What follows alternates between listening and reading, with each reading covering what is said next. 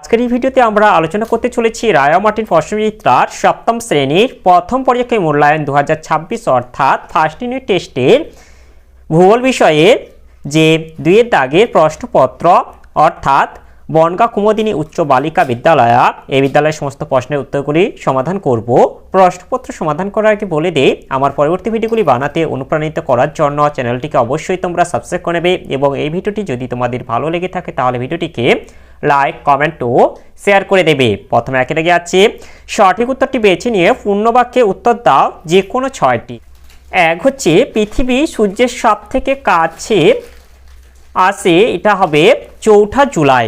এরপরে 2 অধিবর্ষের বছরটি হলো, এটা হবে 2024। এরপরে 3 পৃথিবীর আবর্তন গতি সব থেকে বেশি হয়, এটা হবে নিরক্ষরেখা। এরপরে 4 নিরক্ষরেখার উত্তরে বা দক্ষিণে অবস্থিত কোনো স্থানের কৌণিক দূরত্বকে বলে, এটা হবে অক্ষাংশ। এরপরে 5 আন্তর্জাতিক তারিখ রেখা ধরা হয়, এটা হবে 180 ডিগ্রি দ্রাঘিমা রেখাকে।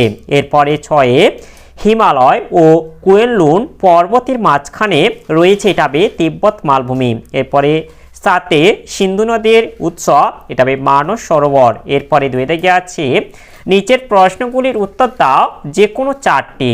এক আছে কোন ঋতুতে দুপুর 12টায় ছায়ার দৈর্ঘ্য সবচেয়ে বেশি হয়, এটা হবে শীতকালে। এরপরে 2 আছে পুরী সমুদ্র সৈকতে বায়ুচাপ কত? পুরী সমুদ্র সৈকতে বায়ুচাপ হলো 1000 মিলিবার। এরপরে 3 আছে এশিয়া মহাদেশের কোন নদীকে স্বর্ণরেণু নদী বলে, এটা হবে ইয়াংশি নদীকে স্বর্ণরেণু নদী বলে। এরপর 4 আছে পৃথিবীর বায়ুমণ্ডলের বাতাস বাইরের দিকে ছিটকে যায় কোন গতির জন্য, এর উত্তরটি হবে আবর্তন গতির জন্য। এরপরে 5 আছে মকরক্রান্তি রেখার মান কত? মকরক্রান্তি রেখার মান হলো 23.5 ডিগ্রি দক্ষিণ। এরপর 3 দাগে আছে নিচের প্রশ্নগুলির সংক্ষিপ্ত উত্তর দাও যে কোনো 2টি। এক আছে জিপিএস কি, এর উত্তরটি হলো কৃত্রিম উপগ্রহের মাধ্যমে পৃথিবী পৃষ্ঠের কোনো স্থানের অক্ষাংশ ও দ্রাঘিমা নির্ণয়ের মাধ্যমে অবস্থান নির্ণয়ের পদ্ধতিকে জিপিএস বা গ্লোবাল পজিশনিং সিস্টেম বলে। বর্তমানে বিমান, জাহাজ, দামি গাড়ি, ঘড়ি ও মোবাইল ফোনে জিপিএস থাকে। এরপরে 2টা আছে ওপেক কি, এর উত্তরটি হলো ওপেক দক্ষিণ পশ্চিম এশিয়া সহ বিশ্বের অন্যান্য খনিজ তেল উত্তোলক ও রপ্তানিকারক দেশগুলিকে নিয়ে 1960 সালের 14 সেপ্টেম্বর ওপেক বা ওপিইসি নামক একটি সংস্থা গঠিত হয়। এই সংস্থার সদর দপ্তর অস্ট্রিয়ার ভিয়েনায় অবস্থিত। সদস্য দেশ বিশ্বের 12টি দেশ এই সংস্থার সদস্য,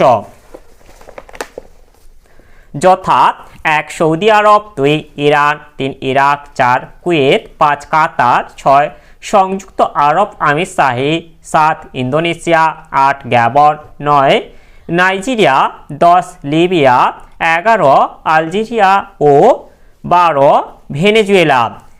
তৈল সঞ্চয় ও রপ্তানি, বিশ্বের মোট সঞ্চয় প্রায় 75% এই দেশগুলির ভূগর্ভে সঞ্চিত আছে। এই দেশগুলি সম্মিলিতভাবে পৃথিবীর মোট রপ্তানির 80% তেল রপ্তানি করে থাকে। উদ্দেশ্য 1 আন্তর্জাতিক বাজারে খনিজ তেলের মূল্য নির্ধারণ, 2 খনিজ তেলের যোগান নিয়ন্ত্রণ, 3 খনিজ তেল সংক্রান্ত নীতি নির্ধারণ, 4 সদস্য দেশগুলির বাণিজ্যিক স্বার্থ বজায় রাখা প্রভৃতি। এরপরে 3 দাগে আছে স্থানীয় সময় ও প্রমাণ সময় এর 2টি পার্থক্য লেখো, এর উত্তরটি হলো এই যে স্থানীয় সময় প্রমাণ সময়, এখান থেকে আমরা 2টি পার্থক্য বলবো। এক হচ্ছে প্রকৃতি, স্থানীয় সময় হবে কোনো স্থানের মধ্যাহ্ন সূর্যের অবস্থানের পরিপ্রেক্ষিতে যে সময় নির্ণয় করা হয় তাকে স্থানীয় সময় বলে। এরপরে এটা হচ্ছে প্রমাণ সময়, কোনো একটি দেশের প্রশাসনিক কাজকর্ম পরিচালনার জন্য দেশের মধ্যভাগ দিয়ে প্রসারিত নির্দিষ্ট দ্রাঘিমারেখা স্থানীয় সময়কে প্রমাণ সময় বলে। এরপরে 2টা আছে ভিত্তি, স্থানীয় সময় নির্ণয়ের ভিত্তি হলো স্থানীয় দ্রাঘিমারেখার ওপর মধ্যাহ্ন সূর্যের অবস্থান। এরপর এটা হবে প্রমাণ সময় নির্ণয়ের ভিত্তি হলো দেশের মাঝ বরাবর প্রসারিত দ্রাঘিমা রেখার স্থানীয় সময়। আমরা এই দুটি লাইন বলে দেব। এরপরে 4 দাগে যেটা আছে নিচের প্রশ্নগুলির সংক্ষিপ্ত ব্যাখ্যামূলক উত্তর দাও যে কোনো দুটি। এক আছে অক্ষরেখা ও দ্রাঘিমা রেখার পার্থক্য লেখো। এর উত্তরটি হলো এই যে অক্ষরেখা দ্রাঘিমা রেখা। এক হচ্ছে সংজ্ঞা, পৃথিবীর সম অক্ষাংশযুক্ত স্থানগুলিকে যুক্ত করলে পূর্ব থেকে পশ্চিমে বিস্তৃত যে কাল্পনিক রেখা পাওয়া যায় তাকে অক্ষরেখা বলে। আর দ্রাঘিমা রেখা হবে পৃথিবীর সম দ্রাঘিমাযুক্ত স্থানগুলিকে যুক্ত করলে উত্তর থেকে দক্ষিণে যে কাল্পনিক রেখা পাওয়া যায় তাকে দ্রাঘিমা রেখা বলে। এরপর দুইটা আছে সংখ্যা, নিরক্ষরেখায় উভয় দিকে সমান্তরালভাবে 1 ডিগ্রি পরপর 89টি বৃত্তাকার অক্ষরেখা টানা যায়। যাবে মূলমধ্য রেখা উভয় দিকে 180টি অর্ধবৃত্তাকার দ্রাঘিমা রেখা টানা যায়। এরপর এটা আছে 3 আকৃতি, অক্ষরেখাগুলি পূর্ণবৃত্তাকার, প্রতিটি অক্ষরেখা পরস্পর সমান্তরাল। দ্রাঘিমা রেখাগুলি অর্ধবৃত্তাকার, প্রতিটি দ্রাঘিমা রেখা পরস্পর সমান্তরাল নয়। এরপরে 4টা আছে সর্বোচ্চ ও সর্বনিম্ন মান, অক্ষরেখা সর্বোচ্চ মান 90 ডিগ্রি এবং সর্বনিম্ন মান 0 ডিগ্রি। এরপর এটা আছে দ্রাঘিমা রেখা সর্বোচ্চ মান 180 ডিগ্রি এবং সর্বনিম্ন মান 0 ডিগ্রি। এরপরে 5টা আছে মধ্যবর্তী দূরত্ব, পরস্পর সমান্তরাল হওয়ায় দুটি অক্ষরেখার মধ্যবর্তী দূরত্ব সর্বদা সমান। পরস্পর সমান্তরাল না হওয়ায় দুটি দ্রাঘিমা রেখার মধ্যবর্তী দূরত্ব নিরক্ষরেখার চেয়ে বেশি হয় এবং উত্তর ও দক্ষিণ দিকে এই দূরত্ব কমতে কমতে সুমেরু ও কুমেরু বিন্দুতে দ্রাঘিমা রেখা দুটি মিলিত হয়। এরপর 6 আছে পরিধি, অক্ষরেখাগুলির পরিধি নিরক্ষরেখার থেকে উভয় মেরুর দিকে ক্রমশ কমতে কমতে অবশেষে দুটি বিন্দুতে পরিণত হয়। দ্রাঘিমা রেখাগুলির পরিধি সর্বত্র সমান। এরপরে 7টা আছে সূর্যোদয় ও সূর্যাস্তের সময়, একই অক্ষরেখায় সর্বত্র একই সময়ের সূর্যোদয় ও মধ্যাহ্ন ও সূর্যাস্ত হয় না, আগে পরে হয়। দ্রাঘিমা রেখাগুলি পৃথিবীকে উত্তর থেকে দক্ষিণে বেষ্টন করে রয়েছে বলে একই দ্রাঘিমা রেখায় সর্বত্র একই সময় সূর্যোদয়, মধ্যাহ্ন ও সূর্যাস্ত হয়। এরপরে 8টা আছে প্রয়োজনীয়তা, কোনো স্থান নিরক্ষরেখা থেকে কতটা উত্তর বা দক্ষিণে অবস্থিত তা জানতে হলে অক্ষরেখার প্রয়োজন। কোনো স্থান মূলমধ্য রেখা থেকে কত পূর্বে বা পশ্চিমে অবস্থিত তা জানার জন্য দ্রাঘিমা রেখার প্রয়োজন। এরপর 9টা আছে উষ্ণতার তারতম্য, একই অক্ষরেখার উপর অবস্থিত বিভিন্ন স্থানের উষ্ণতার মধ্যে খুব একটা তারতম্য হয় না। একই দ্রাঘিমা রেখার উপর অবস্থিত বিভিন্ন স্থানের উষ্ণতা তথা জলবায়ুর মধ্যে ব্যাপক পার্থক্য দেখা যায়। এরপর এটা আছে স্থানীয় সময়ের পার্থক্য, একই অক্ষরেখার উপর অবস্থিত বিভিন্ন স্থানে স্থানীয় সময়ের মধ্যে পার্থক্য দেখা যায়। তবে একই দ্রাঘিমা রেখার উপর অবস্থিত বিভিন্ন স্থানের স্থানীয় সময় একই রকম হয়। এরপর 2 দিকে আছে পর্বতারোহীরা পর্বতারোহণে যাওয়ার সময় অক্সিজেন সিলিন্ডার নিয়ে যান কেন? এর উত্তরটি হলো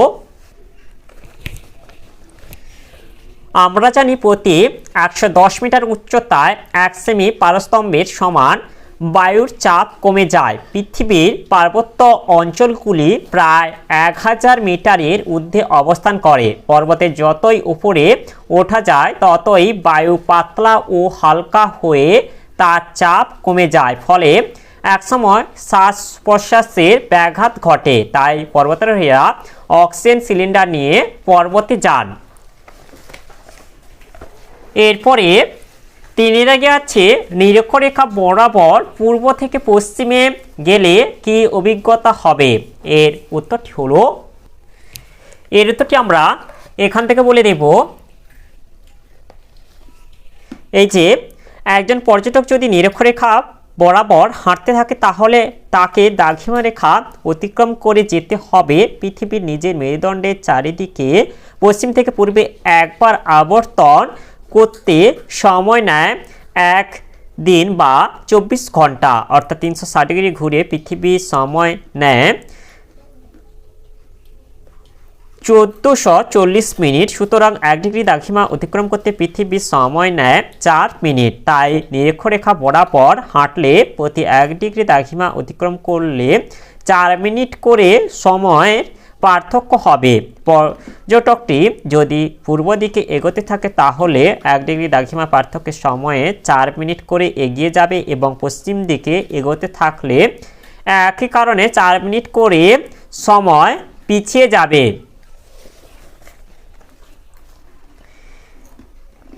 এরপরে 4 দাগে যেটা আছে, বিজ্ঞানীরা ডিসেম্বর মাসে অ্যান্টার্কটিকা অভিযানে যান কেন? এর উত্তরটি হলো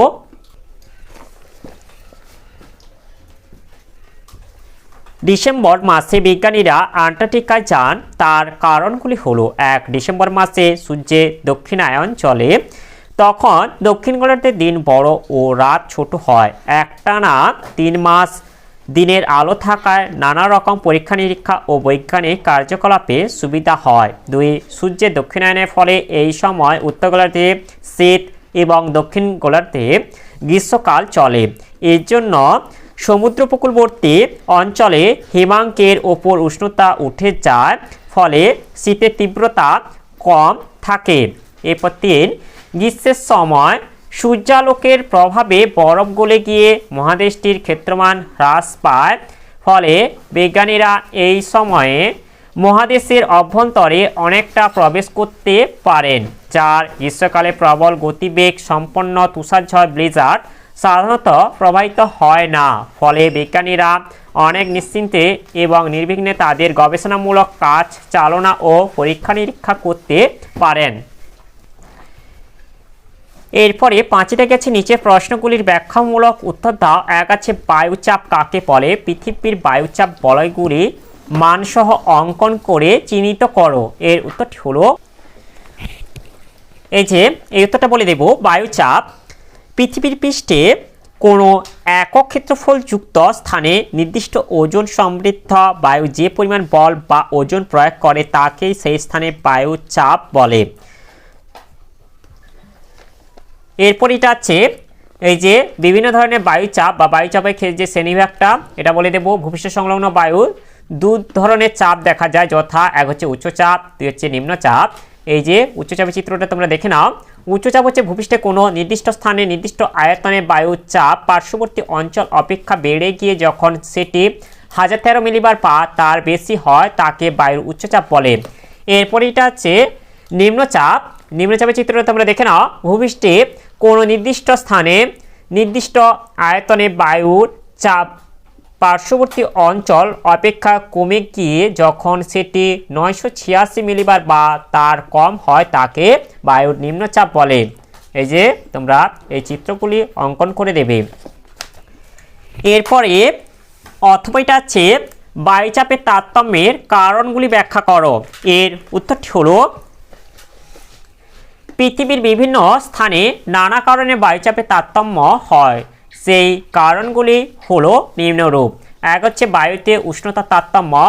বায়ু উত্তপ্ত হলে প্রসারিত ও হালকা হয়, ফলে ওপরে উঠে যায়, অর্থাৎ বায়ুর উষ্ণতা বাড়লে বায়ুর চাপ কমে। অপরপক্ষে শীতল বায়ু সংকুচিত হয়ে ভারী হয়, এজন্য বায়ুর উষ্ণতা কমলে বায়ুর চাপ বাড়ে। এরপর 2টা আছে বায়ুতে জলীয় বাষ্পের তারতম্য। বায়ুতে জলীয় বাষ্পের পরিমাণ বায়ুর চাপ নিয়ন্ত্রণ করে। জলীয় বাষ্প সাধারণ বায়ু অপেক্ষা হালকা বলে বায়ুতে জলীয় বাষ্প বেশি থাকলে বায়ুর চাপ কমে। এই কারণে বর্ষাকালে বায়ুর চাপ কম হয়। এরপর 3টা আছে ভূপৃষ্ঠের উচ্চতা। বায়ুমণ্ডলের শতকরা প্রায় 90% উপাদানই যেহেতু ভূপৃষ্ঠ থেকে প্রায় 16 কিলোমিটার উচ্চতার মধ্যে অবস্থান করে, তাই ভূপৃষ্ঠ সংলগ্ন অঞ্চলে বায়ুর চাপ বেশি হয়। কিন্তু ভূপৃষ্ঠ থেকে যতই উপরে ওঠা যায় ততই বায়ুর ঘনত্ব কমে তার চাপ কমে যায়। উদাহরণস্বরূপ প্রতি 274 মিটার উচ্চতায় 34 মিলিবার বায়ুর চাপ কমে যায়। এরপর 4টা আছে পৃথিবীর আবর্তন গতি। পৃথিবীর আবর্তন গতির জন্য কোরিওলিস বলের সৃষ্টি হয়। কেন্দ্র বহির্মুখী বলের প্রভাবে বায়ু ছিটকে বাইরে দিকে চলে যেতে চায় এবং সে কারণে বায়ুচাপের তারতম্য হয়। উদাহরণস্বরূপ নিরক্ষ অঞ্চলে পৃথিবীর আবর্তন বেগ বেশি পড়ে এখানে যেমন নিম্নচাপ পরিলক্ষিত হয়, তেমনি উভয় মেরু অঞ্চলে আবর্তন বেগ কম হওয়ায় বায়ুর উচ্চচাপ পরিলক্ষিত হয়। এরপরে 5 যেটা আছে বায়ুমণ্ডলের ঘনত্ব বা গভীরতা। পৃথিবী পৃষ্ঠের যে স্থানে বায়ুমণ্ডলের ঘনত্ব বা গভীরতা বেশি সেখানে বায়ুর চাপ অপেক্ষাকৃত বেশি, অপরদিকে কম ঘনত্ব বা গভীরতাযুক্ত স্থানে বায়ুর চাপ কম হয়। এরপরে 6টা আছে সমুদ্র ও স্থলভাগের বিন্যাস। পৃথিবীপৃষ্ঠে জলভাগ ও স্থলভাগের বিন্যাস বা বন্টনের উপর বায়ুর চাপ অনেকটা নির্ভর করে। সমুদ্রের উপর দিয়ে যে বায়ু প্রবাহিত হয় সেই বায়ু সাধারণত আর্দ্র হালকা হয় এবং আর্দ্র বায়ুর চাপ কম থাকে। অন্যদিকে স্থলভাগের উপর দিয়ে যে বায়ু প্রবাহিত হয় তা শুষ্ক ভারী হয়, ফলে তার চাপও অধিক হয়। এরপর 7টা আছে অভিকর্ষজ টান। অভিকর্ষজ টানের প্রভাবে চাপের তারতম্য ঘটে। পৃথিবীর যে স্থান কেন্দ্রের যত নিকটবর্তী সেই স্থানে অভিকর্ষজ টানের প্রভাব ততই বেশি। পৃথিবী অভিগত গোলাকৃতি হওয়ায় মেরু অঞ্চলে বায়ুচাপ বেশি এবং নিরক্ষীয় অঞ্চলে বায়ুচাপ কম। এরপরে 2 দাগে আছে এশিয়া মহাদেশের জলবায়ু অঞ্চলগুলির নাম লেখো এবং মৌসুমী জলবায়ু অঞ্চলের বৈশিষ্ট্য আলোচনা করো। এর উত্তরটি হলো এই যে একই মহাদেশে বিভিন্ন ধরনের জলবায়ু প্রভাব অনুভূত হওয়ায় এশিয়া জলবায়ু অন্যতম বৈশিষ্ট্য।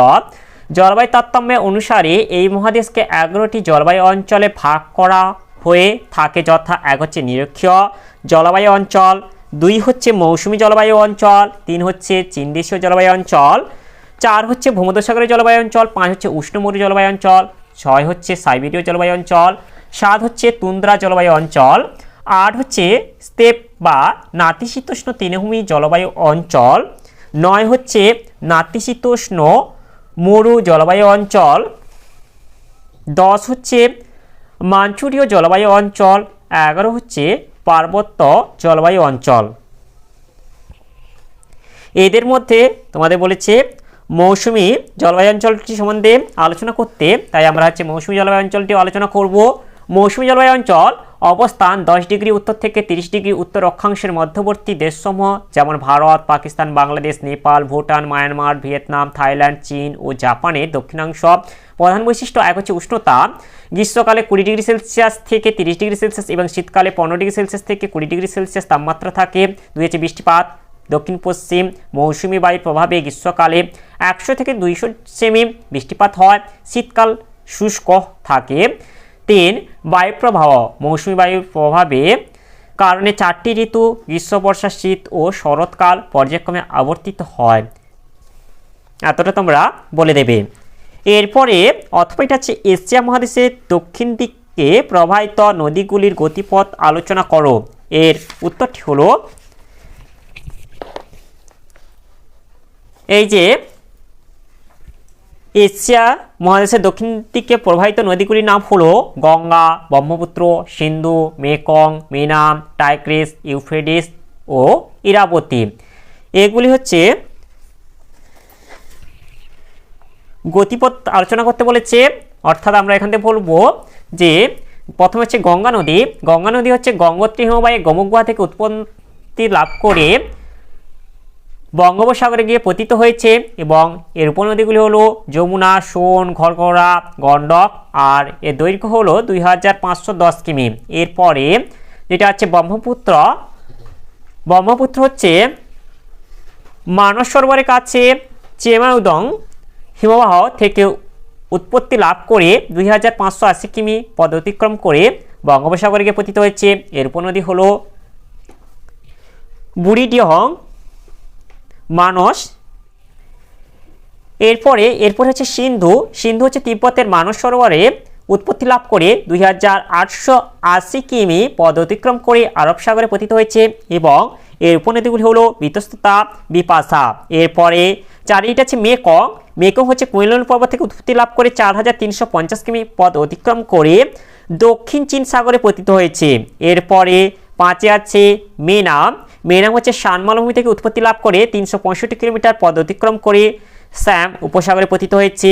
এরপরে টাইগ্রিস। টাইগ্রিস হচ্ছে আর্মেনীয় মালভূমি থেকে উৎপত্তি লাভ করে 1850 কিলোমিটার